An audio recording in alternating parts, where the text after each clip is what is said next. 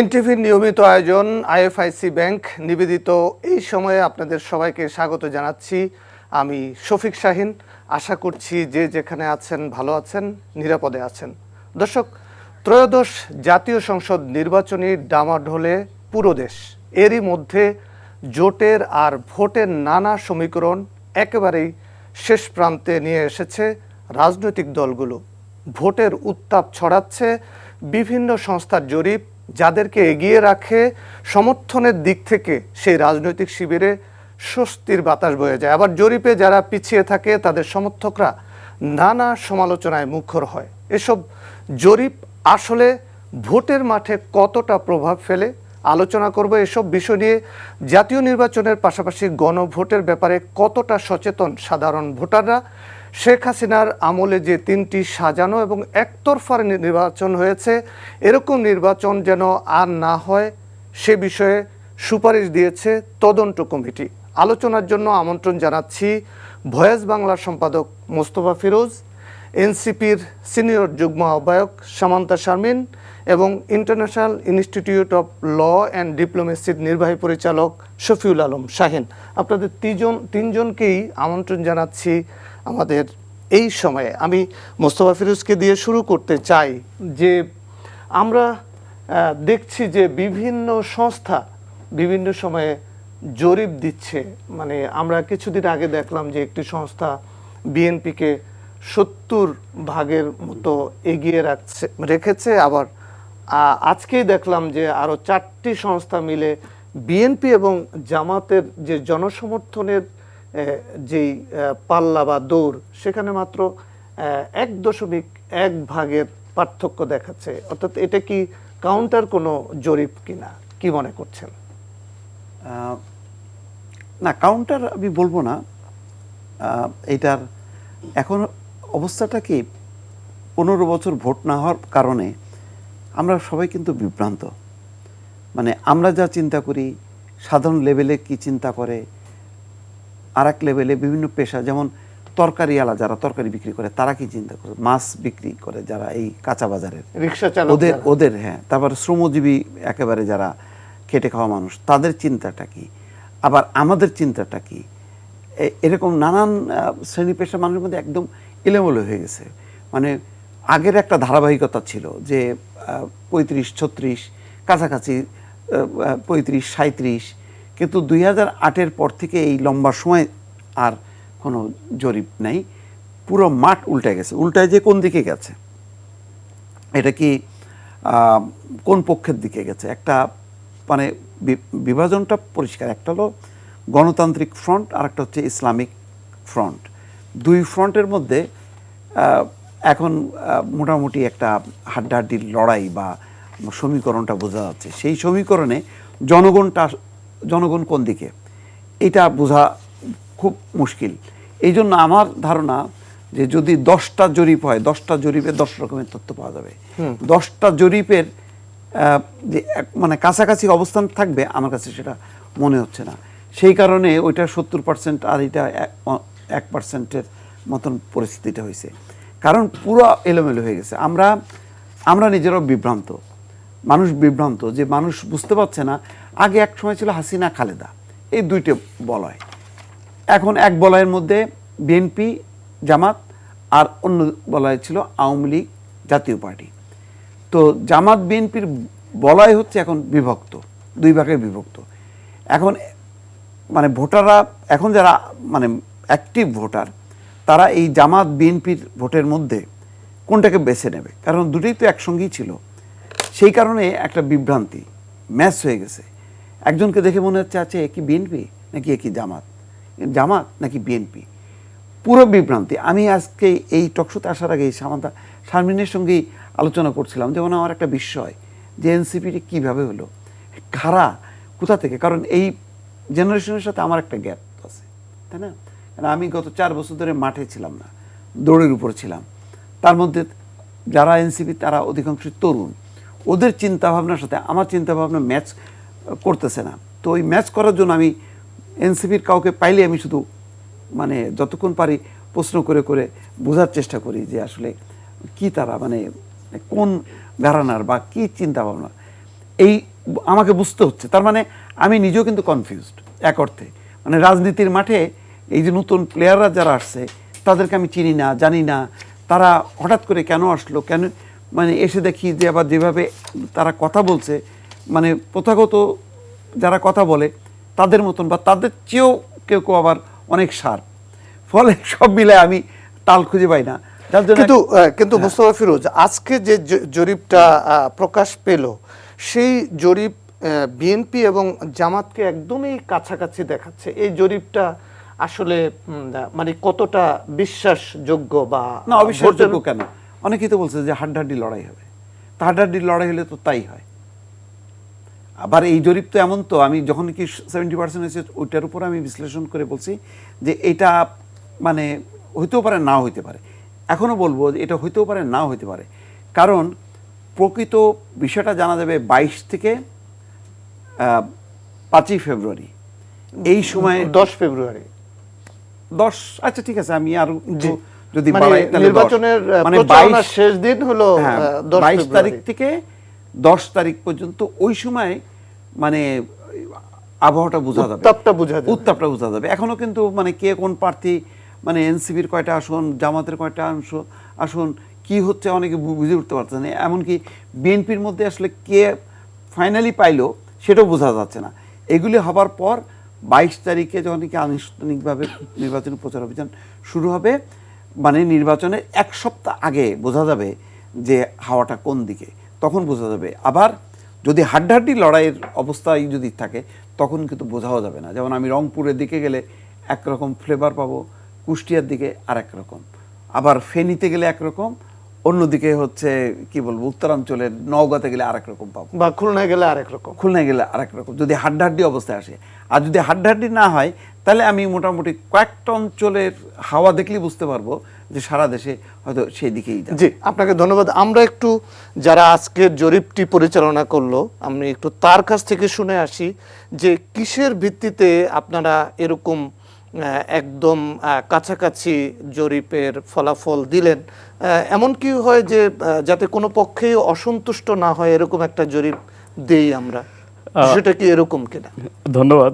ধন্যবাদ। আমি ফিরোজ ভাইকে ধন্যবাদ দিচ্ছি। আসলে এটা আসলে কিসের ভিত্তিতে যদি বলি এক কথায়, তাহলে এটা ডেটার ভিত্তিতে। আমাদের জরিপের রেজাল্ট হচ্ছে আজকে ডেটার ভিত্তিতে। এখন প্রশ্ন আসতে পারে আমি ডেটা কালেকশন কীভাবে করেছি, আমার মেথডটা কী ছিল, আমার মেথোডোলজিক্যাল জায়গায় কি কোনো গলত ছিল না মেথডটা ঠিক ছিল, এটা হলো কোয়েশ্চেন আসতে পারে। আমি যদি মেথডটা বলি, এখানে স্ট্র্যাটিফাইড র্যান্ডম স্যাম্পলিং মেথডের মাধ্যমে আমরা ডেটা কালেক্ট করেছি বেসড অন সেন্সাস 2022। আমাদের সর্বশেষ আদমশুমারি হয়েছিল 2022 সালে, সেটার উপর ভিত্তি করে বাংলাদেশের ধরেন অলমোস্ট ওই সময় আদমশুমারি অনুযায়ী 7 crore পিপল ছিল। এই পিপলের প্রপোর্শনটা কোন বিভাগে কতটুকু, কোন এজ গ্রুপে কতটুকু, কোন প্রফেশনে কতটুকু, ওইটাকে বেস ধরে আমরা ওই প্রফেশন থেকে, ওই রিলিজিয়ান আইডেন্টিটি থেকে, ওই বিভাগ থেকে, ওই জেলা থেকে এইভাবে আমরা ডেটাগুলো কালেক্ট করেছি। এবং এই যে আমরা স্ট্র্যাটিফাইড র্যান্ডম স্যাম্পলিং মেথড যেটাকে বলি, যদি এটাকে মানে ফুললি ইমপ্লিমেন্ট করা হয় তাহলে এই ডেটা নিয়ে চ্যালেঞ্জ দেওয়ার মতো ডেটা তৈরি হয়। এবং আমরা চেষ্টা করেছি এখানে এই ডেটাকে ফুললি ফাইনালি এবং প্রফেশনাল ওয়েতে ইমপ্লিমেন্ট করা।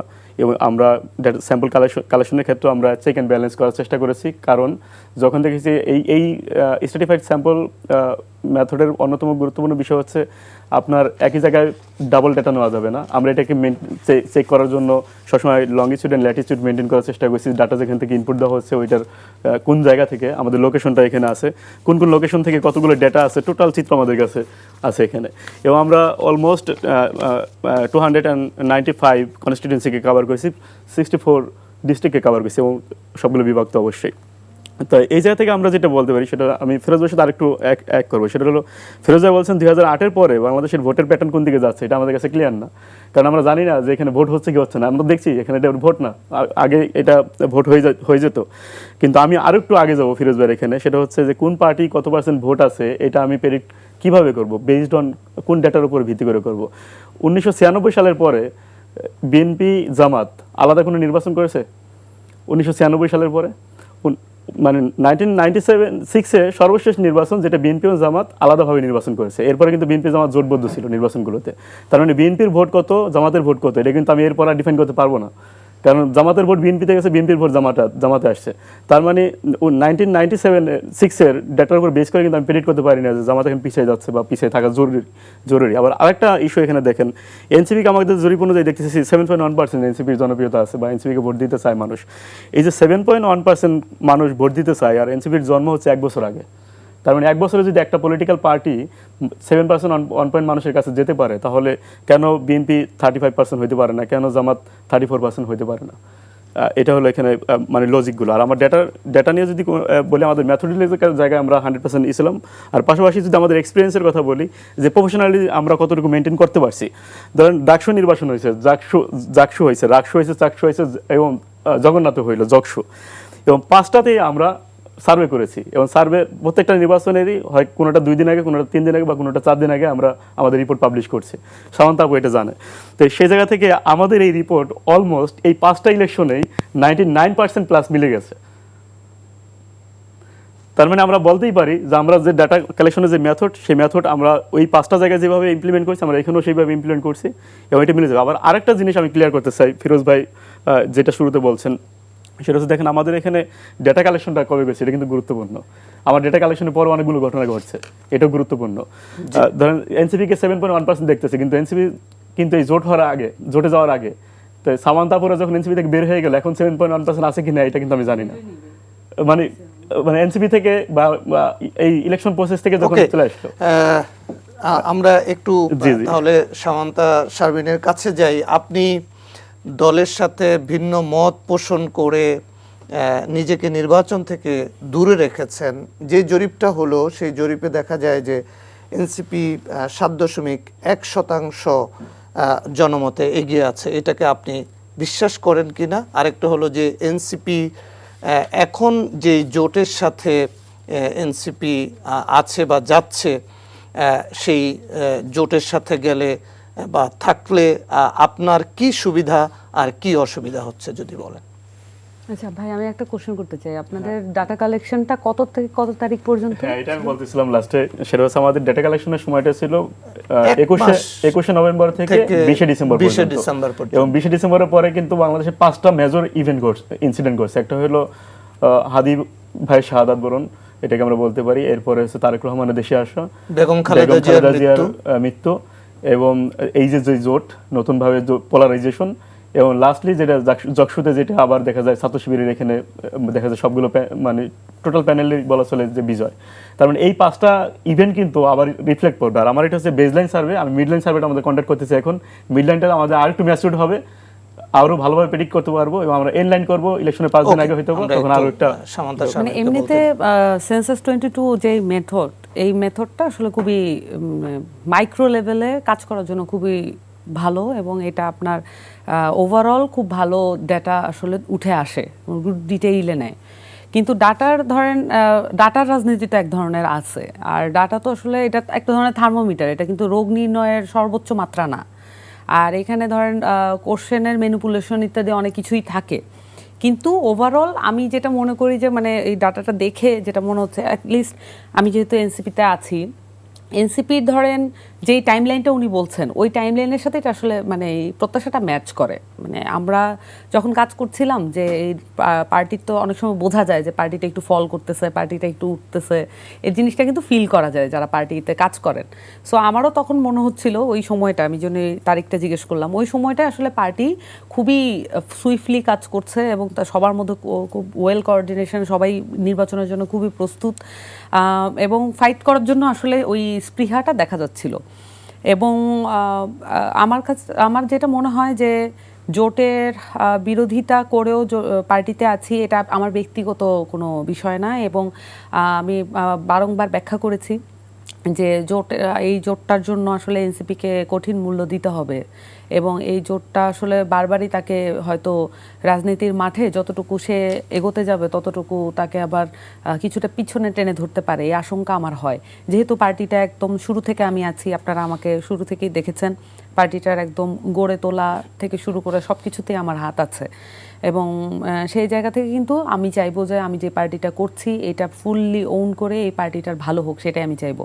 সো 7% এটা যেমন আছে, যেমনটা আমার বিভিন্ন অভিজ্ঞতা হয়েছে জোটের পরে, এবং আমাকে মানে একদম ইয়াং জেনারেশনে যারা এইবারই প্রথম ভোট দেবে, ধরেন 1 বছর আগে ভোট দেওয়ার সে সক্ষমতা অর্জন করেছে, এরকম যে ইয়াং জেনারেশনের সদস্যরা তারা আমাকে বলেছেন যে আপনারা যদি এটা না করতেন তাহলে আপনাদেরকে আমি ভোট দিতাম, এবং আপনারা আমাদেরকে আশাহত করলেন। কোনটা? এটা কোনটা? এই জোটের পরে, মানে জামাতের সাথে জোট করার পরে। এবং আমার কাছে এই নির্বাচনের পরে এনসিপির যে সক্ষমতা সেটা বিচার করার আর কোনো ডাটা মাপকাঠি থাকলো না। থাকবে যেটা না। ভাই বলছিলেন যে বিএনপি জামাত যেহেতু জোটে ছিল, এখন কোনটা বিএনপির ভোট কোনটা জামাতের ভোট সেটা কিন্তু আর আইডেন্টিফাই করার সুযোগ নেই। আমি মনে করি যে এই নির্বাচনের মধ্য দিয়ে এনসিপির আসলে যদি 500 ভোটও আসতো পুরো দেশব্যাপী, এই 500 জনই তার কর্মী, এটা শুধু ভোট না, তার কর্মী। কারণ আমরা যেভাবে কাজ করেছি এলাকায়, আমরা দেখেছি যারা আমাদেরকে সমর্থন করেন তারা কিন্তু আসলে রাজনীতিই করতে চান, তারা শুধু সমর্থন বাসায় বসে করতে চান না, তারা হ্যান্ডস অন মানে কাজ করে তারপরে এটা সমর্থন করতে চান। সো সেই জায়গা থেকে এটা একটা বিষয়। এবং আমাদের আর ওই ডাটাটা, যেমন ডাটা তো আসলে গুরুত্বপূর্ণ, যেমন রাজনীতি আছে সেটার সাথে তো এটার গুরুত্বপূর্ণ প্রভাবও আছে বিভিন্ন জায়গায়। সো আমার এই উপায়টা থাকলো না যে পিওর এনসিপির আসলে কতটুকু সমর্থন আছে, সক্ষমতা আছে, এবং কাদেরকে আমি আসলে পিওরলি ডেডিকেটেড হিসেবে, কর্মী হিসেবে বা বিভিন্ন সময়ে পেতে পারতাম। এখন তারপরও আমার কাছে মনে হয় যে পার্টির ভিতরে আমরা কয়েকজন এই জোটের বিরোধিতা করেও পার্টিতে অবস্থান করছি, এবং যারা জোটের বিরোধিতা করেছেন তারা অনেকে বিভিন্ন গুরুত্বপূর্ণ দায়িত্বও কিন্তু পালন করছেন। এটার মধ্য দিয়ে পার্টিটা আসলে একটা স্ট্রং জায়গায় এক সময় যাবে বলে মনে হচ্ছে। আপনাকে ধন্যবাদ। আমি মোস্তফা ফিরোজ দীপু ভাই আপনার কাছে যেতে চাই যে 90-এর যখন আন্দোলন, তখন আপনারা একেবারে টকবগে যুবক, সাংবাদিকতার মাঠে আপনারা দাপিয়ে বেরিয়েছেন। সেই সময়ের যে গণ অভ্যুত্থান হলো এরশাদ বিরোধী আন্দোলনে, সেই আন্দোলনে বেগম খালেদা জিয়ার যে আপসহীন নেতৃত্ব, সেই নেতৃত্বের রেজাল্ট কিন্তু বেগম খালেদা জিয়ার বিএনপির ঘরেই কিন্তু গিয়েছিল, জামাত বিএনপি। জুলাই বিপ্লবের ফসলটা আসলে কার ঘরে যাবে, কোন জোটের ঘরে যাবে? জুলাই বিপ্লবকে আসলে কারা ধারণ করে? আমরা দেখেছিলাম যে 90-এ এরশাদ বিরোধী যে আন্দোলন হয়েছিল, সেই আন্দোলনের ফসল বেগম খালেদা জিয়ার বিএনপির ঘরে গিয়েছিল। এখানে আসলে সরাসরি উত্তরটা দেওয়া যাচ্ছে না এই কারণে যে তখন রাজনৈতিক দলগুলোর অধীনে একটা মানে গণঅভ্যুত্থান হয়েছে, একদিকে শেখ হাসিনা, আরেকদিকে বেগম খালেদা জিয়া। তাদের যুগপৎ, দুই জোটের কিন্তু যুগপৎ আন্দোলনের মধ্য দিয়ে একটা পতন হয়েছে। ওই সময় মাঝখান থেকে অন্য কোনো শক্তি এসে এই অভ্যুত্থানের নেতৃত্ব দেয়নি। এবার মাঝখান থেকে যেহেতু তরুণ নেতারা নেতৃত্ব দিয়ে এটা সফল করছে, এখন পেছনে যাই থাকুক না, পেছনে তো তারা পেছনেই থাকলো, পাবলিক দেখলো তো নতুন মুখ, নতুন চেহারা। তো এই কারণে এবারের যে ফলটা কোন দিকে যাবে এটা বলা খুব মুশকিল। কারণ ওই যে 15 বছর আমি বারবার বলি যে মানুষের চিন্তা ভাবনার প্যাটার্নটা চেঞ্জ হয়ে গেছে। এর মধ্যে কোন রাজনৈতিক দল কত বেশি সাধারণ মানুষের মধ্যে ক্রিয়াশীল ছিল এটা খুব ইম্পর্টেন্ট, যেটা আমি ছাত্রদের মধ্যে দেখছি। পাবলিকের মধ্যেও কারা বেশি অ্যাক্টিভ ছিল এটাও একটা গুরুত্বপূর্ণ বিষয়। বিএনপি তার মতন করে রাজনীতি করতে পারেনি, আর জামাত তো আরও একেবারে শেষ 10 বছরে তো বলতে গেলে তারা আন্ডারগ্রাউন্ডেই, মাঝে মধ্যে হঠাৎ করে সরকারের অনুমতি নিয়ে তাদের কেন্দ্রীয় নেতৃত্বকে ক্র্যাশ করে দেওয়া হয়েছে। না, ক্র্যাশ করার পরে বাকিরা কি মানে কোথায় ছিল? মানে যেমন বিএনপির বেগম খালেদা জিয়া নাই, তারেক রহমান নাই, কিন্তু বাকিরা তো প্রকাশ্যে ছিল, জেল খাটছে বা বাইরে ছিল। কিন্তু জামাতের এরা তো কেউ মানে প্রকাশ্যেই ছিল না। কোথায় ছিল তারা ক্রিয়াশীল ছিল কি ছিল না এটা বোঝা যাচ্ছে না। এর মধ্য দিয়ে কি তারা সংগোপনে কি অনেক বেশি ডেভেলপ করলো কিনা পাবলিকের মধ্যে সেটাও বোঝা যাচ্ছে না। এখন সামনে নির্বাচনের পরে নিয়ম অনুযায়ী যারা অভ্যুত্থান করছে তারাও তো মানে নির্বাচন করার কথা, এবং সেই নির্বাচনে তো তাদের মানে ফসলটা তাদের ঘরে আসার কথা, কিন্তু তারা ঢুকে গেল একটা জোটের মধ্যে। সেই আবার সামনে চলে আসলো জামাত, আর এদিকে বিএনপি। তাইলে অভ্যুত্থানের নেতারা যারা নেতৃত্ব দিল তারা মার্চ হয়ে গেল একটা বড় দলের মধ্যে। তাদের মধ্যে কিন্তু জামাত বা বিএনপি মার্চ হয়নি, হয়েছে তারা নিজেরা মানে মার্চ হয়ে গেল, যার ফলে প্যাটার্নটা একদম ভিন্ন।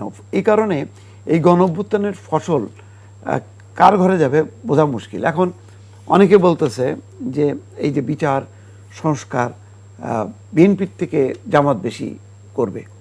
আবার বিএনপি বলতেছে তারা তাদের তো সংস্কারগুলো আগেই তারা প্লেস করছে, চলমান প্রক্রিয়া। মানুষ কিন্তু এই জন্য একেবারেই বিভ্রান্ত। তবে মানুষের মধ্যে অনেকের মধ্যে বলে যে আমরা এবার নতুন কিছু দেখতে চাই, নতুন কিছু দেখতে চাই, মানে তখন আবার জামাত চলে আসে, আবার আলোচনা চলে আসতেছে। আচ্ছা, তারা যে নতুন কিছু করবে, কিন্তু গত 1-1.5 বছরে নানা রকমের যে মব তৈরি হলো, বিভিন্ন সাংস্কৃতিক সংগঠন, এই যে গণমাধ্যম, প্রথম আলো, ডেইলি স্টার পুরালো, এর নেপথ্যে কারা, এর নেপথ্যে মানে কোন শক্তিটা সক্রিয় ছিল? সেখানে কিন্তু আবার বিএনপিকে দেখে না, দেখে অন্য শক্তিকে। ওই শক্তির রাজনৈতিক পৃষ্ঠপোষক কারা? এর ফলে বললাম না, মানে দিন যত যাচ্ছে মানুষ কিন্তু একটু বিভ্রান্ত হচ্ছে, তার অবস্থান পরিবর্তন হচ্ছে। এই কারণে আমি বলি জরিপের প্যাটার্নটাও কিন্তু ক্ষণে ক্ষণে বদলাবে। তারা যেই প্যাটার্নটা করছে তার মধ্যে ওই যে বলছে না 5টা ঘটনা ঘটে গেছে, সামনে আরও হয়তো 4-5টা ঘটনা ঘটে যেতে পারে, তখন জরিপটা আবার পাল্টাবে। তো এই কারণে এবার সত্যি সত্যি মানে অবস্থাটা এটা, আমি একটা পয়েন্টে তাদের জরিপের সাথে একমত, যে মুখোমুখি হাড্ডাহাড্ডি। এটা কিন্তু তারেক রহমানও বলছে যে এবারের নির্বাচনটা যত সহজ মনে হচ্ছে ততটা সহজ না, এটা কঠিন। আমার কাছে তাই মনে হচ্ছে কঠিন। জি, ধন্যবাদ আপনাকে।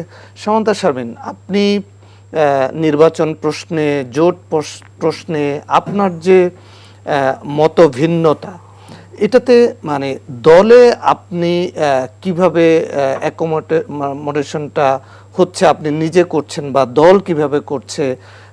দল ঠিক জামাতের সাথে গেলে কি সমস্যা, বা বিএনপির সাথে গেলে দলের কি লাভটা হতো, অথবা দল যদি আপনার স্বতন্ত্রভাবে থাকতো তাহলে আপনাদের ভবিষ্যৎটা কেমন হতো? আসলে যদি একেবারেই স্বতন্ত্রভাবে ইলেকশনটা করা যেত, প্রথমত যেটা বলেছিলাম যে একেবারে এনসিপির যে ভোট ব্যাংক সেটা সম্পর্কে সম্মুখ ধারণা থাকতো।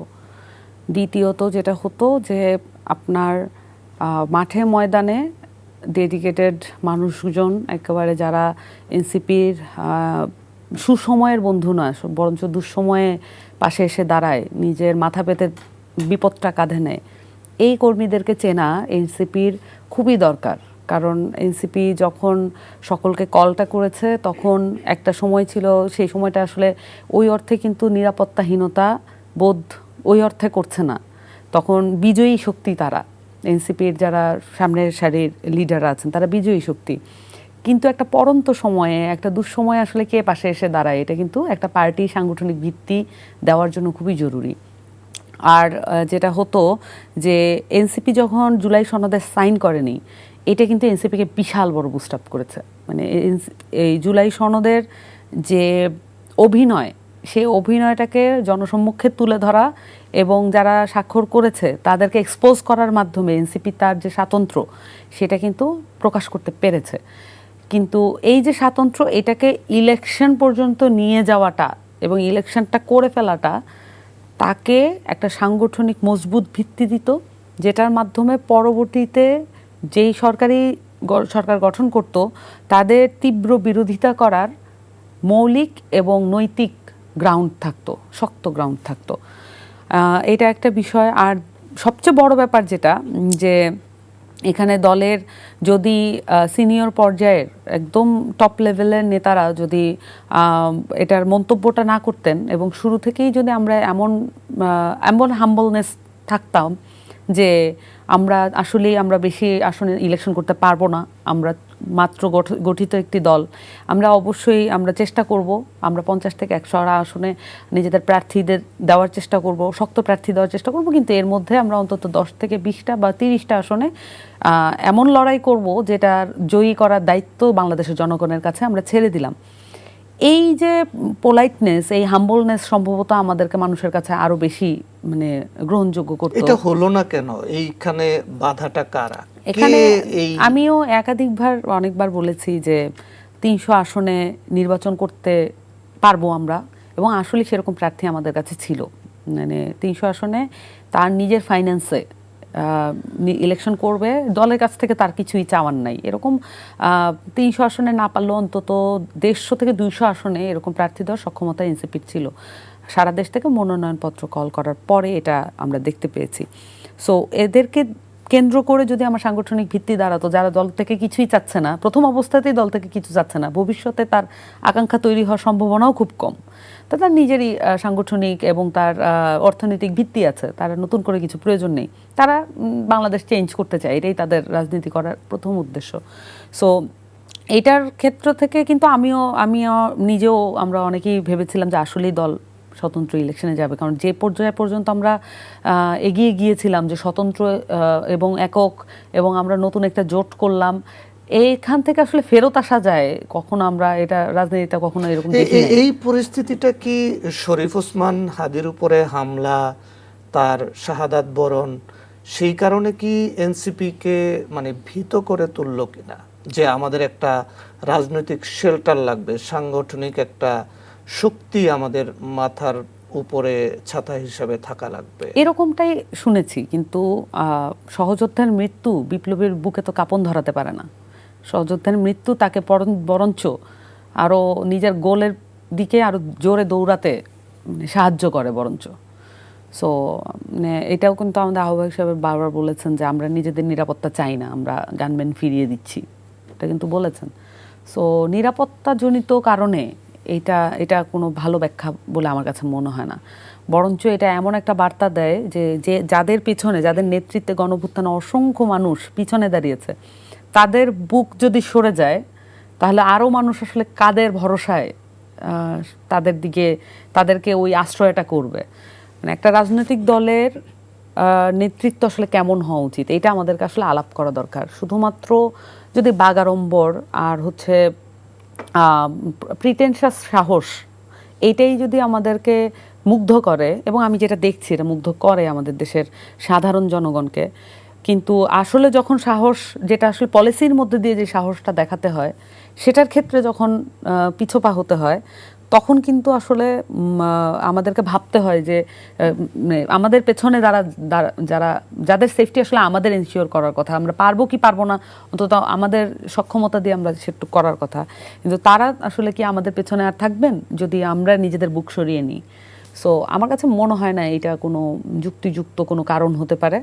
আর যদি এনসিপিকে জোটে নেওয়ার জন্যই বা এনসিপিকে ভয় দেখানোর জন্যই এ ধরনের, মানে হাদির হত্যাকাণ্ড যদি এরকম কোনো জায়গা থেকে হয়ে থাকে, তাহলে তো বলতে হবে যে বাংলাদেশের ইতিহাসে সবচেয়ে সাকসেসফুল মানে পলিটিক্যাল কিলিং হাদি ভাইয়ের মৃত্যুর মধ্য দিয়ে ঘটলো। কিন্তু হাদি ভাইয়ের যে রাজনীতি, সেটা কিন্তু সবচাইতে স্বতন্ত্র ছিল, এবং শরীফ ওসমান হাদি বাংলাদেশে একজন পলিটিশিয়ান, একজন এমপি প্রার্থী এবং একজন ভবিষ্যৎ এমপি কেমন হতে পারেন তার একদম উৎকৃষ্ট এবং সর্বোচ্চ উদাহরণ বাংলাদেশে তিনি করে দেখিয়ে গেছেন। এইটাকে রেপ্লিকেট করা, এইটাকে মিরর ইফেক্ট দেওয়াই হচ্ছে আমাদের কাজ, আমি এটা মনে করি। এর ব্যতীত আর কোনো কিছুই না। যদি এটা মিরর ইফেক্ট করে রাজনীতি না হয়, যেটা হচ্ছে পাওয়ার পলিটিক্স, ওটা যদি না হয়, তাহলে ওর শরীফ ওসমান হাদি পাওয়ার পলিটিক্স করতে যান নাই, উনি মানুষের জন্য কথা বলতে গেছিলেন। সো পাওয়ার পলিটিক্স যদি না হয়, দেন বিট পাওয়ার পলিটিক্স হবে না আমাদেরকে দিয়ে, কিন্তু তার যে রাজনীতিটা ছিল সেটাকে ধারণ করাই কিন্তু এনসিপির কাজ। জি, ধন্যবাদ আপনাকে। রাজনৈতিক দলগুলো আপনাদের এই জরিপ কেন মানবে? রাজনৈতিক দলগুলো আমাদের এই জরিপ মানা বা না মানা, এটা মানে আমাদের উদ্দেশ্য না। এখানে আমাদের এটার উদ্দেশ্য ছিল কিন্তু তাদেরকে নিয়েই তো এই জরিপ। জি, তাদেরকে নিয়ে জরিপ। কেউ যদি আমাদের ডেটাকে ভ্যালিড মনে করে, সে যদি এটাকে মূল্যায়ন করে, এই জরিপটা শুধুমাত্র পার্সেন্টেজের জরিপ না, এটা এখানে ভোটার বিহেভিয়ার কোন দিকে মোড় নিচ্ছে, প্যাটার্নটা কি এই বছর নির্বাচনের, মানে ভোটারদের প্যাটার্নটা কি। এবং আমরা শুরুতেই ফিরোজ ভাই যেটা বলছেন যে এখানে আমরা মনে করতেছিলাম যে মানে কেমন হয়ে গেল জোটটা, যে ইসলামিক ভার্সেস ন্যাশনালিস্ট এরকম, কিন্তু আমরা তো দেখতেছি যে মানে জনগণ দেখতেছে অন্য কিছু এখানে। কারণ আমরা এখানে দেখতেছি একটা hierarchy of values versus hierarchy of needs. যেমন আমরা দেখতেছি জামাতকে কেন সাপোর্ট করেন আপনি, সে বলতেছে তার অনেস্ট, এই জন্য জামাতকে সাপোর্ট করতেছি। তাদের করাপশন কম, এই জন্য জামাতকে সাপোর্ট করতেছি। তারা জুলাইতে তাদের রুল ছিল, এই জন্য জামাতকে সাপোর্ট করতেছি। আবার যখন বলা হয় যে এনসিপিকে কেন সাপোর্ট করতেছেন, বলতেছে এনসিপি জুলাইতে সবচেয়ে গুরুত্বপূর্ণ রুল প্লে করছে, এই জন্য আমরা এনসিপিকে সাপোর্ট করতেছি। আবার যখন বলা হয়েছে আপনি বিএনপিকে কেন সাপোর্ট করতেছেন, সে বলতেছে বিএনপির পাস্ট এক্সপিরিয়েন্স আছে রাষ্ট্র পরিচালনার, এই জন্য সাপোর্ট করতেছি। কিন্তু বিএনপির ক্ষেত্রে কিন্তু সে করাপশনের কথা বলতেছে না, করাপশন লেস বলতেছে না, অনেস্টিমেজের কথা বলতেছে না, জুলাইয়ের রুলটা বলতেছে না। যেহেতু আমরা এখানে দেখতেছি আমাদের ডাটার অনুযায়ী 36.7% মানুষ মনে করে যে এনসিপিকে আমি সাপোর্ট করি, হচ্ছে এনসিপির জুলাইতে গুরুত্বপূর্ণ ভূমিকা ছিল এই কারণে। আবার জামাতের 16.6% মানুষ মনে করে জামাতের সাপোর্টারদের মধ্যে যে জামাতের জুলাই রুল ছিল, এই জন্য আমি 16.6% মানুষ তাদেরকে সাপোর্ট করে। কিন্তু বিএনপির ক্ষেত্রে সেটা আমরা দেখতে পাচ্ছি 9.8% মানুষ বিএনপিকে জুলাই রেভলিউশনারি ফোর্স হিসেবে সাপোর্ট করে। তার মানে আমরা যদি আজকে দেখি যে জোটটা হইলো এখানে, সেই জোটটা কিন্তু আপনার ইসলামিস্ট ভার্সেস নন ইসলামিস্ট জোট ব্যাপারটা এরকম না, এখানে দেখতেছি জুলাই ভার্সেস নন জুলাই হয়ে যাচ্ছে। তো এটা কিন্তু পলিটিক্যাল পার্টিগুলো কিন্তু মানে আমাদের যদি ইনভাইট করে পলিটিক্যাল পার্টিগুলো, আমরা সকল ডেটা নিয়ে পলিটিক্যাল পার্টিগুলোর সাথে বসতে রাজি। কারণ আমাদের এই ডেটার উদ্দেশ্য হচ্ছে যে বাংলাদেশের ডিরেকশনটা কোন দিকে যাবে এটাকে বোঝানো পলিটিক্যাল পার্টিগুলোকে। আর এখানে কিন্তু অনেক বড় একটা রিফ্লেকশন হচ্ছে ইউথ গ্রুপ, যেটা সামন্তাবু বলছে, এবং আমরা এখানেও দেখতেছি যে এনসিপির মূল সাপোর্ট বেস কিন্তু ইউথ গ্রুপ, ইয়াং জেনারেশন। এবং আমরা যখন দেখলাম যে এখানে ইয়াং জেনারেশনের মধ্যে যে ভোটার রেশিওটা কোন দিকে কীরকম, সেখানে দেখতেছি 18 থেকে 29 বছর বয়স যাদের, তাদের এখানে দেখা যায় এই জায়গাটাতে জামাত এগিয়ে আছে সাপোর্টের দিক দিয়ে। আবার দেখতেছি মিডল এজে যারা আছে সেখানে বিএনপি এগিয়ে আছে। আবার যখন দেখতেছি যে 60+ যেখানে, সেখানে আবার জামাত লিড আছে। আবার আমরা অন্যদিকে যদি দেখি যে রুরাল এবং আরবান, রুরালে দেখা যায় বিএনপি লিডে আছে, আরবানে জামাত লিডে আছে। আবার যখন দেখি শিক্ষিত হারের দিক দিয়ে দিলে, আমরা যে ক্যাটাগরি দিয়ে দেখি যে যত বেশি মানুষ শিক্ষিত তত জামাত এগিয়ে আছে। আবার দেখা যায় কম শিক্ষিত মানুষের মধ্যে প্রায় 10% লিড নিচ্ছে বিএনপি এখানে। আবার যখন আমরা দেখতেছি প্রফেশনগুলোর মধ্যে দেখতেছি যে কৃষক শ্রেণীর মানুষ, তারা দেখা যায় বিএনপি এখানে লিডে আছে, জামাত এখানে লিডে নেই। আবার দেখা যাচ্ছে যে স্টুডেন্টদের মধ্যে এখানে জামাত লিডে আছে, বিএনপি লিডে নেই। তার মানে এই যে প্যাটার্ন, এই বছর ভোটের প্যাটার্ন, এই প্যাটার্নটা বোঝার জন্য হচ্ছে এই জরিপ শুধুমাত্র পার্সেন্টেজকে ডিফাইন করে। আমরা দেখলাম যে গত মাসে ইএএসডি যে জরিপটা করলো, সেখানে তারা দেখালো যে 70% ভোটার বিএনপিকে পছন্দ করে, এবং তারা তাদের জরিপে দেখিয়েছে যে 71% নারী ভোটারদের মধ্যে 71% হলো বিএনপিকে সমর্থন করছে। কিন্তু আবার আমরা আজকে আপনাদের যে জরিপ প্রকাশ পেল গতকাল, আপনারা যেটা করলেন, সেখানে দেখালেন যে বেশিরভাগ নারী আবার জামাতকে পছন্দ করে। জি, এখানে আমি অন্য কোনো একটা গ্রুপ এই জরিপটা করেছে সেটা বললেন 70%। আমি জানি না তাদের ডেটা সংখ্যা কীরকম ছিল বা তাদের মেথড কীরকম ছিল। এখানে তাদের ডেটা কালেকশনের মেথডটা গুরুত্বপূর্ণ। আমি যদি ক্লাসটা স্যাম্পলিং করি, এখানে আমার ডেটা ভিন্ন আসবে। আমি যদি এখানে অ্যাকচুয়াল ডেটা চাই, তাহলে যে কেউ এখানে তার স্ট্র্যাটিফাইড র্যান্ডম স্যাম্পলিং করতে হবে। এবং যদি স্ট্র্যাটিফাইড র্যান্ডম স্যাম্পলিংয়ের মধ্যে না যায়, অ্যাকচুয়াল ডেটা আসবে না। আমি জানি না তারা কিসের উপরে বেস করে করছে, কিন্তু আমি তাদের কিছু ক্রিটিক্স দেখতেছিলাম, বিভিন্ন জন পোস্ট করতেছিল। সেটা হচ্ছে তাদেরকে যখন বিভিন্ন মেথড নিয়ে কোশ্চেন করা হয়েছিল, মেথোডলজিক্যাল জায়গা তাদের ক্লিয়ার মনে হয় নাই। আবার অন্য জায়গাগুলোতে তাদের ডেটার ক্ষেত্রে তাদের মনে হয়েছে অন্যরকম। যেমন তারা যেটা করছে সেটা হলো কোনো একটা আসনে গিয়ে তারা নিজেরাই 2টা ইউনিয়নকে চুজ করে ওই 2টা ইউনিয়ন থেকে দেখা যায় 30টা ডেটা কালেক্ট করছে এরকম। কিন্তু স্ট্র্যাটিফাইড র্যান্ডম স্যাম্পলিং কিন্তু এটা না। এখানে আপনি চুজ করার সিদ্ধান্ত আপনার না, চুজ করবেন আপনি লটারির মাধ্যমে। আপনি এখানে কোন হোল্ডিংসে যাবেন সেটা সিদ্ধান্ত আপনার না, এটাও লটারির মাধ্যমে হবে। যদি এইটা অ্যাকচুয়ালি মেনটেন করা হয়, তাহলে আপনার রিপোর্টটা আমাদের এখানে আমরা দেখেছি আমাদের confidential interval 95%, margin of error 0.93%। তার মার্জিন অফ ইরর কিন্তু less than 1% এখানে। এবং আমরা আমাদের প্রিভিয়াস ছাত্র সংসদ নির্বাচনগুলোতে যেটা মার্জিন অফ ইরর দেখাইছি, আমাদের ওইটি হয়েছে এখানে, আমাদের ঘটনা ঘটছে। ধন্যবাদ আপনাকে। আমরা একটু মোস্তফা ফিরোজ আপনার কাছে যাই। গণভোট নিয়ে একটা ধোঁয়াশা আছে, অনেকের কাছে গণভোটের বিষয়টা ক্লিয়ার না। একই দিনে দুটো ভোট, আমরা দেখলাম যে বিভিন্ন ক্যাম্পাসে একের অধিক দিন চলে যাচ্ছে, মানে কয়েক হাজার ভোট গণনা করতে। তাহলে জাতীয় নির্বাচনের সময় কি হবে, গণভোটের রেশিওটা কি হবে, গণভোটের প্রচারণাটা সেরকম আছে কিনা? আবার কেউ কেউ বলছে যে সরকার কেন গণভোটের প্রচারণা চালাবে, তাহলে তো সে হা ভোটেই জয়যুক্ত করে দিতে পারে, এরকম মানে হাস্যরস আছে বিষয়টা নিয়ে। এটা গণভোট একটা গণতামাশায় আসলে রূপান্তরিত হয়েছে, একেবারে গুরুত্বহীন হয়ে গেছে। এই ম্যাচের মধ্যে গণভোটটা ইন্ট্রোডিউস করা একেবারে উচিত হয়নি। গণভোটের এতগুলো বিষয় নিয়ে পাবলিকলি যাওয়াটাও এটা একটা অস্বাভাবিক ব্যাপার। এগুলি কোনোই দরকার ছিল না। এগুলি ঐক্যমত্য কমিশনের সুপারিশগুলোকে বাস্তবায়ন করবে না করবে, এটা হচ্ছে পার্লামেন্টের উপর ছেড়ে দেওয়া দরকার ছিল। পার্লামেন্টে যারা বিজয়ী হবে, যারা পরাজিত হবে, মানে দুই পক্ষই গণ-অভ্যুত্থানের শক্তি। সুতরাং এটা তাদেরই দায়িত্ব যে তারা সংস্কারের প্রস্তাবগুলো সংসদের মাধ্যমে বাস্তবায়ন করবে। এর মধ্যে এই গণভোট, এটা মনে হচ্ছে যেন একটা অবিশ্বাসের একটা জায়গা থেকে এগুলো নিয়ে আসা হয়েছে। এগুলি কোনো ওই যে মানে পার্লামেন্টে গেলে ক্ষমতাসীনটা করবে না, এরকম ধরনের একটা মানে অবিশ্বাস। হাওয়া তোলা, এটা টোটাল এটার মধ্যে দিয়ে মানে রাজনৈতিক দলগুলোর প্রতি জনগণের অবিশ্বাসটা একটা বাড়ানো হয়েছে। এছাড়া আমি কোনো কার্যকর কোনো কিছুই দেখি না, কারণ এমনিতেই গত 1-1.5 বছরেও আমরা কোনো জায়গায় কোনো পরিবর্তন দেখি না। মানে সমস্ত মিনিস্ট্রি যা ছিল আরও দুর্বল হয়েছে, দুর্নীতির আরও মানে শুধু বড় বড় প্রজেক্ট আসে নাই বলে, প্রজেক্ট আসলে বোঝা যেত যে লুটপাট কাকে বলে, কয় প্রকার, তো সেটা নাই বলে শুধু হয়নি, তার মধ্যেও আরও মানে দুর্নীতির রেশিওটা আরও বাড়ছে। তো এটা একটা ম্যাচ হয়েছে। এই জন্য আজকে আমি সুশীলা কার্কির একটা বক্তব্য দেখছিলাম যে সে বলছে যে নেপালকে বাংলাদেশ হইতে দেবো না। মানে কেন?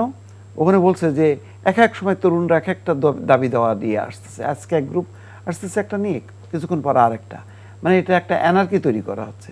ঠিক মানে তার মানে কি বাংলাদেশে যা ঘটতেছে এই এই নানা রকমের মপ, নানা ধরনের দাবি দাওয়া, হ্যাঁ, এই সমস্ত বিষয়গুলি সুশীলা কার্কি সে মানে উদ্দেশ্যে অ্যাড্রেস করতেছে। হ্যাঁ, এই জন্যই ওই এটাকে বলতেছে যে মানে বাংলাদেশের এই অ্যানার্কিটা সে নেপালে ইন্ট্রোডিউস করতে দেবে না।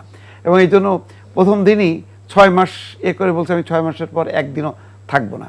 এটা নির্বাচিত পার্লামেন্ট 10% করুক, 5% করুক, যতটুকু করবে ততটুকু, কারণ আমি একদিনে আমি কি খাওয়াবো, কি গোলাবো?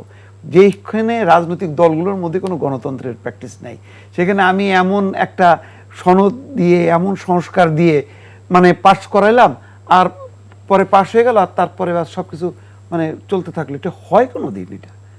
এগুলি এইভাবে মানে ইম্পোজ করে কোনো সংস্কার কোনো দেশে কোনোদিনও এটা বাস্তবায়িত হয় না। এটা একটা প্রক্রিয়ার মধ্যে দিয়ে 20, 50, 100 বছরের মধ্যে দিয়ে একটা দেশের মানুষ যত শিক্ষিত হবে, যত সচেতন হবে, সে করবে। এটা আমি রাজনৈতিক দলগুলোকে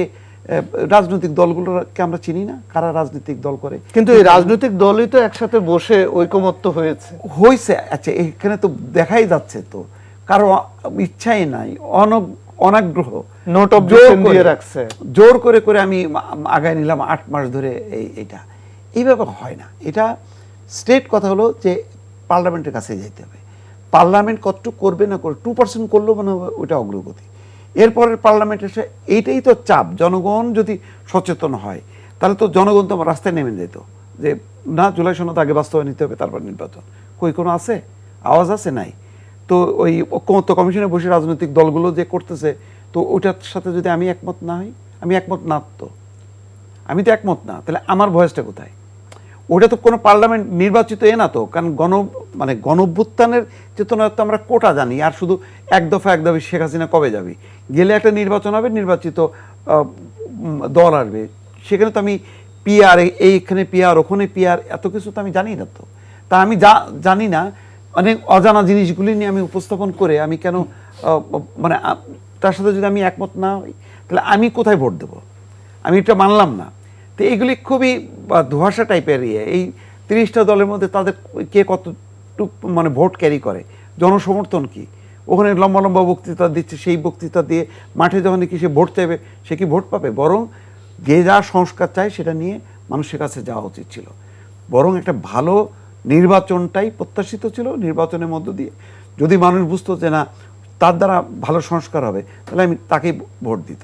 এবং সে পার্লামেন্টে যেটা করাটাই ছিল গণতান্ত্রিক পদ্ধতি। পার্লামেন্টকে বাদ দিয়ে কোনো দিন অন্য কোনো ফোরামে সংস্কার, অন্য কোনো মৌলিক পরিবর্তন হয়েছে, গণতন্ত্রের সাথে এটা মেলে না। গণতন্ত্রের প্রথম এটা হলো একটা কার্যকর পার্লামেন্ট, কার্যকর পার্লামেন্টের মধ্য দিয়ে যাবতীয় সংকটের সমাধান, যেখানে বিরোধী দল, সরকারি দল একটা দায়িত্বশীল ভূমিকা পালন করে। আমরা এইটাকে মাইনাস করে দিয়ে মনে হচ্ছে নির্বাচন নিয়ে দরকার নেই, মানে এইভাবেই চলতে থাকবে। ইউনূস সাহেব থাকবে, বলছে না পাবলিক আপনি 50 বছর থাকেন, এই তো পাবলিক আমাদের চিন্তা চেতনার মানে যে ইউনূস সাহেবকেই 50 বছর রেখে দিতে চায়, তাহলে 50 বছর রেখে দিলে তাহলে এইভাবেই চলবে, নির্বাচনের দরকার নেই, মানে গণঅভ্যুত্থান হয়ে গেছে, সুতরাং রায় হয়ে গেছে, আর নির্বাচনের দরকার নেই। 15 বছর সকল রাজনৈতিক দল আন্দোলন করলো যে নির্বাচনের জন্য, মানে কাকতলীয়ভাবে 5ই আগস্টের পরে মনে হচ্ছে আর নির্বাচনের দরকার নেই। মানে সব মিলে বিএনপি প্রথম কিছু নির্বাচনের কথা বলতে গেল, বলে যে ওই তো ক্ষমতা চায়, এই তখন বিএনপি আবার সংকুচিত হয়ে আসে, মনে হচ্ছে যেন আর নির্বাচনেরই দরকার নেই। না জামাত দাবি করে, না অন্য কোনো দল দাবি করে, শুধু বলে সংস্কার আরে সংস্কারটা যে করবে যে ফোরাম, সেই ফোরামটা কোথায়, সেই ফোরামের ম্যান্ডেট কোথায়, সেই ফোরামের বৈধতা কোথায়, আমি তো এটাই বুঝি না। সেই বৈধতার জন্যই তো গণভোট। কিসে গণভোট? সেই বৈধতার জন্য গণভোট। গণভোটে পার্লামেন্টটা তাহলে কেন? আগে তো পার্লামেন্ট- পার্লামেন্টটা করতে হবে। তো আমি পার্লামেন্ট নেই দেশে, আমি একটা গণভোট দিয়ে দিলাম। জি, জনাব মোস্তফা ফিরোজ, এটা কি আমার ধন্যবাদ আপনাকে। ব্যক্তিগত opinion জি, আর কি। সবাই আমি একমত একটু নাও হতে পারে। সামন্তা শারমিন আপনার কাছে যাই। গণভোটের পক্ষে কারা ভোট দিবে আর গণভোটের বিপক্ষে না ভোট কারা দিবে, হা কারা দিবে, না কারা দিবে?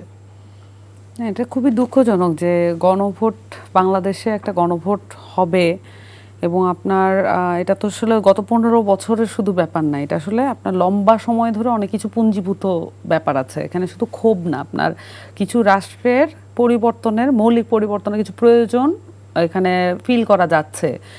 যারা রাজনীতি করেন তারা যেমন এটা ফিল করেন, শুধু রাজনীতি করেন তারা না, যারা সাংবাদিকতা পেশায় আছেন, যারা অন্যান্য পেশাজীবী আছেন, সবাই কিন্তু একটা ফিল করতেছেন যে রাষ্ট্রটা আসলে তার মতো করে এটা চালানো যাচ্ছে না।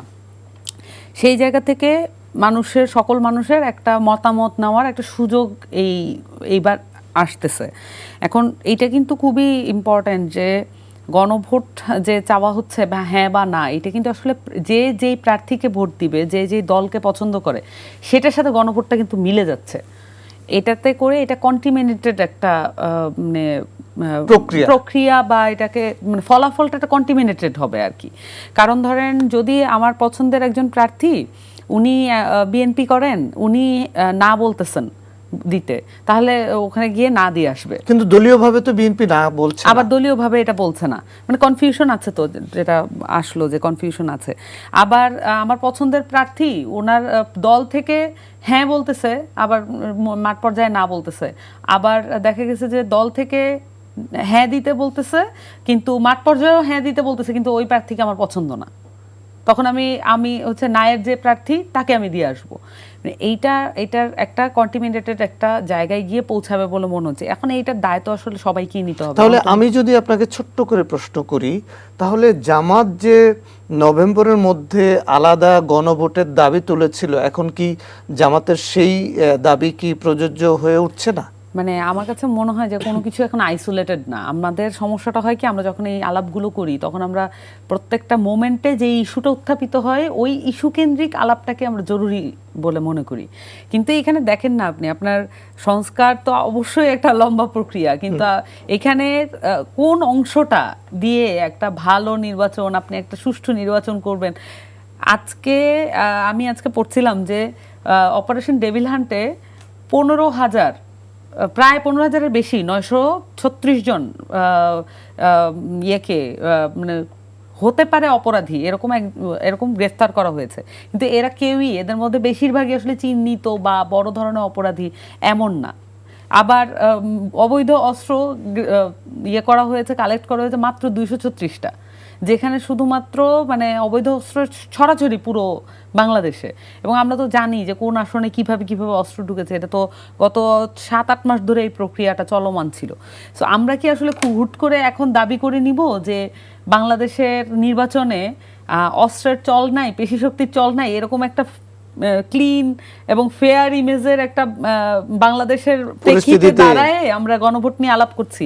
ব্যাপারটা এরকম না। যখন আমাদের সমস্যাটা এটাই হয় যে আমাদের যে কোনো আলোচনার সময় রাজনীতি নিয়ে যখন আমরা আলাপ করি তখন হচ্ছে আমরা কন্টেম্পোরারি ইস্যুজ এইটাকেই আমরা সবচেয়ে গুরুত্ব দিয়ে দেখি, কিন্তু এটার পিছনে যে এত দিনের অনেক মানে বিষয়ে পুঞ্জীভূত হলো সেগুলাকে নিয়ে আমরা আলাপ করতে চাই না। বরঞ্চ আমরা মনে করি যে কন্টেম্পোরারি ইস্যুস নিয়ে যত চটকদার মন্তব্য করা যায় সেগুলাকেই সামনে আনতে থাকা, এটাই হচ্ছে আমাদের কাজ। জি, আপনাকে ধন্যবাদ। আমি একটু শাহিনের কাছে যাই। আপনারা সাধারণ নির্বাচন নিয়ে একটা জরিপ করলেন, মতামত, সেখানে গণভোট নিয়ে কি আপনাদের কোনো জরিপ বা এটাকে কোনো কার্যক্রম আছে কিনা? জি, ধন্যবাদ। আমি গণভোটের বিষয়টা আমাদের এটা ছিল বেজলাইন সার্ভে গণভোটের বিষয়টা আমরা উল্লেখ করি নাই, আমাদের মিডলাইন সার্ভে গণভোটের বিষয়টি উল্লেখ আছে এখানে। তো মিডলাইন সার্ভে পরে বলা যাবে যে প্রেডিক্ট করা যাবে যে গণভোট কত % মানুষ চাচ্ছে। আর এর আগে আমি আরেকটু বলতে চাই, সেটা হচ্ছে গণভোটের পক্ষে বিপক্ষে এই বিষয়টা, গণভোট কেন জরুরি এই বিষয়টি। কারণ আমরা এই যে আমাদের যেই জুলাই আপরাইজিং বা রেভুলেশন যেটি আমরা বলি, এই জুলাই আপরাইজিং বা রেভুলেশনটা কিসের জন্য ঘটছে? রিফরমেশনের জন্য ঘটছে। আর রিফরমেশনগুলোর অফিসিয়াল হচ্ছে গণভোট। যদি আপনি রিফর্ম চান, গণভোট। এখন ভাই বলছেন এখানে, ফিরোজ ভাই, সেটা হচ্ছে 30টা পলিটিক্যাল পার্টিকে দেখলাম তাদের নিয়ে বসা হইতেছে ঐক্যমত ইহের, কিন্তু এই 30টা পলিটিক্যাল পার্টি ওখানে বলে গেল এই 30টার ভিতরে যদি 16টা কোনো জায়গায় রাজি হয় তাহলে এটা চলে গেল দিয়ে, কিন্তু 16টা কি আসলে 50% বা 51% ভোট ক্যারি করে কিনা, আর জনগণের রিফ্লেকশনটা এখানে আছে কিনা। কিন্তু গণভোটের মাধ্যমে কিন্তু জনগণের রিফ্লেকশনটা বোঝা যাবে। তার মানে হচ্ছে এই যে গভর্নমেন্ট যে রিফরমেশনকে কেন্দ্র করে এই যে মুভমেন্ট, সেই মুভমেন্টের পরে যে গভর্নমেন্ট এখানে আসলে ইন্টিরিম গভর্নমেন্টের একটা দায়িত্ব হচ্ছে রিফরমেশন। স্ট্যাটাস কো থাকবে নাকি রিফরমেশন হবে, এবং গভর্নমেন্ট এটা খুবই ভালো একটা সিদ্ধান্ত নিয়েছে যে এখানে যে সে এটা নিজের মতো করে ফেলে নাই, যে রিফরমেশনগুলো সেটা কি জনগণের হাতে ছেড়ে দিচ্ছে। এখন জনগণ যদি এখানে হা ভোট দেয় তাহলে রিফর্ম হবে, যদি না ভোটের পক্ষে থাকে তাহলে স্ট্যাটাস কো মেনটেন হবে। এটা জনগণের উপরে। আপনাদের তিনজনকেই ধন্যবাদ। আজকে আমরা এখানে শেষ করি। দর্শক, আপনারা দেখছিলেন আইএফআইসি ব্যাংক নিবেদিত এই সময়। আমরা আজকে এখানে শেষ করছি। আপনারা ভালো থাকুন, নিরাপদে থাকুন।